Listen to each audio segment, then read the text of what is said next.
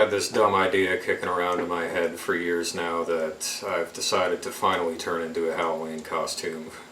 The idea is to dress like a Ghostbuster, and instead of a proton pack, I have an old vacuum strapped to my back with which to suck up ghosts.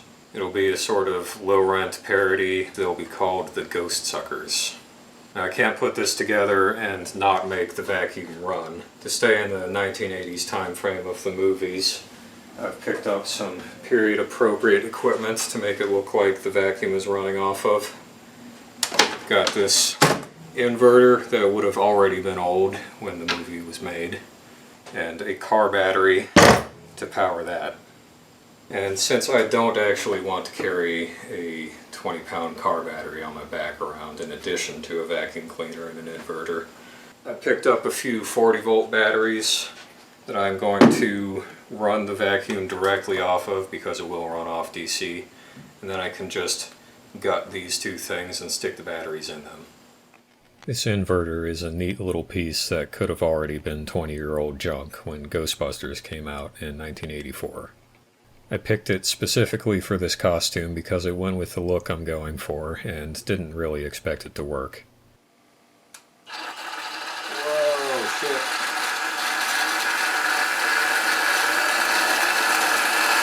Yeah.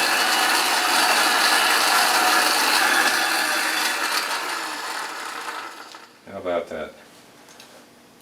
That'll suck up a baby ghost at least. So when I started gutting it and saw that I'd have to unsolder shit and cut wires to get the faceplate off, I had to stop. I respect a working antique too much to fuck it up for a costume based on a pun. So I'm just going to use the housing, which is easy to get on and off without hurting anything. Make a replacement front panel and dress it up with some old electrical crap. Might even end up with something better than the original plan. I made a cardboard template for the new faceplate and transferred it to aluminum. The new one needed to bump outwards some, both to make it more interesting and to make some more space to stick a battery behind the thick-ass industrial switches I put on it.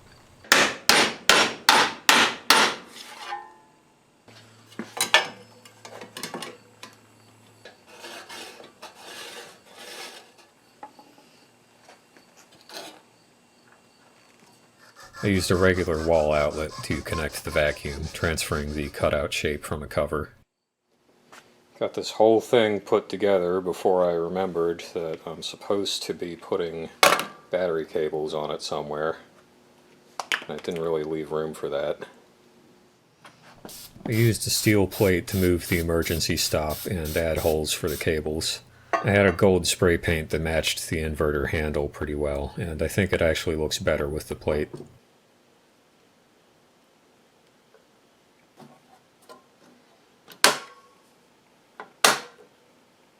This old backpack frame is just the right size to hold the vacuum and stuff. I arranged the components to be visually balanced for good prop design, not like actually balanced for good pack loading. Style hurts, I guess. This whole setup is meant to look like it was thrown together in a shop with old junk. Luckily, I happen to be doing this in a shop full of old junk. So to mount the battery and the inverter, I cut apart this old painted piece of wood. May or may not be lead paint, certainly old enough to be, but we're not going to think about that. Point is, it looks a little junky because it is junk. And likewise, to mount these onto the backpack frame, I've got 3 conduit clamps that match and 1 that doesn't because I could not find 4 of the same. So I think that fits the theme as well here. The vacuum is a little funky shaped. It would be easy to take the wheels off and use the axles as fasteners, but unfortunately it is objectively funnier if I leave the wheels on it. This is just science. Mounting the vacuum didn't end up being too bad. I used a couple more sticks for it to sit on with the wheels keeping it from moving side to side, and a couple little blocks to hold it up. I threw a strap over it just for a test, thinking I'd use actual fasteners later. But the strap did the job, and it had that sort of janky look I'm after. Bodged, as the British would say. So I kept the strap. So the vacuum is as close to the frame as it can be without the wheels poking into my back. Meanwhile, you'll notice that the battery and inverter are raised from the frame on their wooden mounts. This is some of that bad loading I mentioned. But since the vacuum is so much taller than the other parts, it would look weird with them mounted close. This setup equalizes the height more, keeping the pack looking consistent from multiple angles. Now comes the sketchiest part, emptying the battery of acid and lead dissolved in acid. I tried to avoid this by finding a new plastic case, but I didn't really want to buy a pallet load from China. And this one was free. I don't even remember where it came from. So I drained it into a bucket, neutralized the interior, rinsed, got as much of that as I could into the bucket, painstakingly sawed the top off, threw all the lead in the bucket, neutralized the bucket, put the lid on the bucket, and left it safely in my yard until I figure out what to do with it. Now for the real batteries. I found an STL file for a Ryobi 40-volt battery dock and printed 3 of those at work. I'll link it in the description. Just put that battery holder on upside down. It's supposed to drop in that way. Gotta do that at least once every project with something.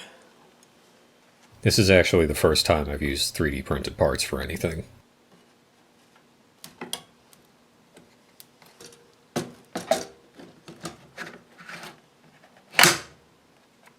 The car battery hides 2 of the rechargeables back to back. They stack up slightly too tall to fit inside, so they stick out through the bottom. They aren't visible behind the wooden sticks when I'm wearing the pack.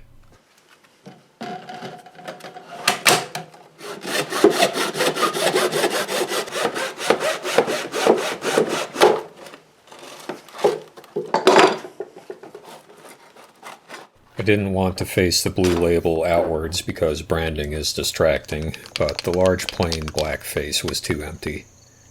So I spray painted OK on it like it was pulled from a pile of other batteries and had to be tested. It adds some depth if anybody but me cares to think about it. The top got hot glued back on, and to cover that nasty cut-up seam, a wrap of duct tape. I thought I'd add some drips of diluted white paint as if the tape was plugging an acid leak from carrying the battery sideways. Ran out of time for that, but maybe it's for the best. Wouldn't want the people around me afraid of getting chemical burns. To secure the battery shell, I screwed parts of a broken kayak strap to the wood and cinched it down. It's got that sloppy look and is easy to remove for recharging.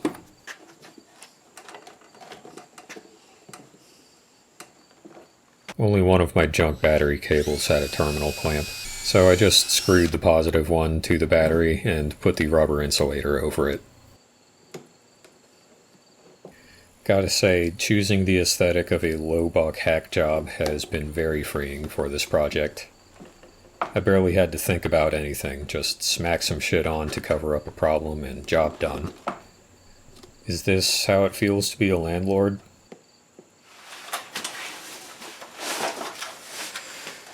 Yeah, it's heavy.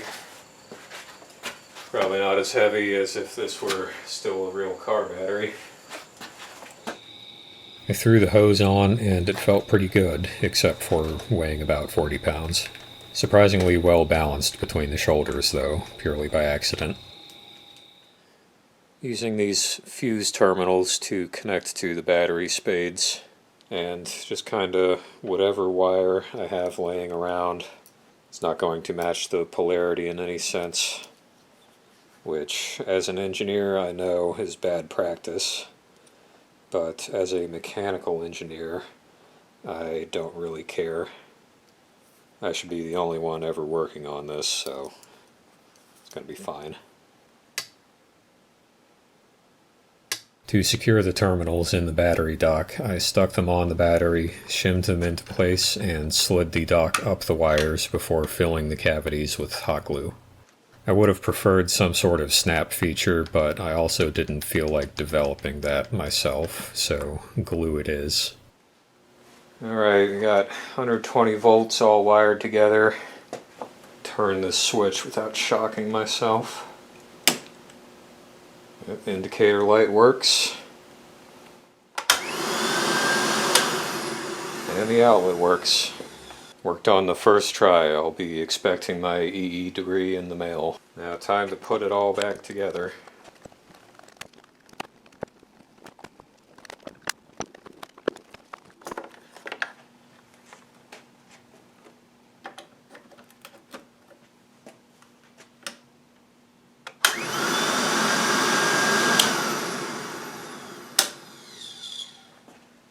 The vacuum came with 2 hoses. I like this one better. It's more flexible, a little bit shorter, it won't be as cumbersome. But this one is dry rotted as fuck. It's got little pieces falling out of it constantly, and all of the suck just kind of leaks out along the length of it, so you can't even feel anything at the other end. Before settling for another hose, I decided to try salvaging this one by dumping a quart of Flex Seal into it.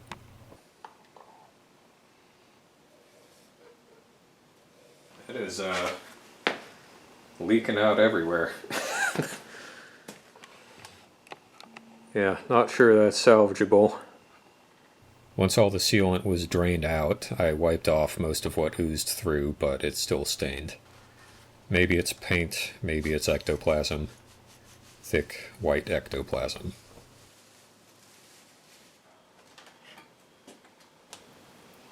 Maybe not quite as flexible as it was.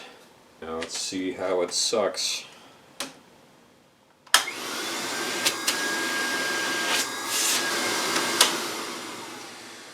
Could be better.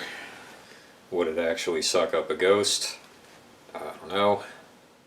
I was able to feel some airflow through the last few inches where the Flex Seal never reached, so I threw some electrical tape over it. That's a little bit better.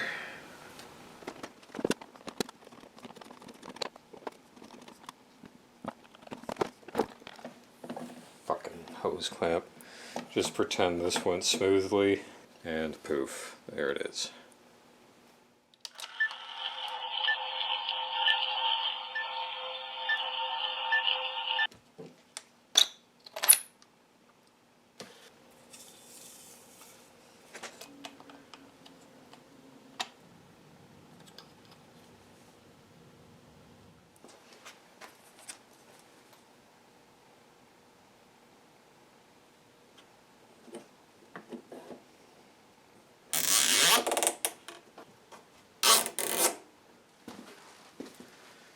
Picked up some elbow and knee pads, these coveralls just back from the embroidery shop.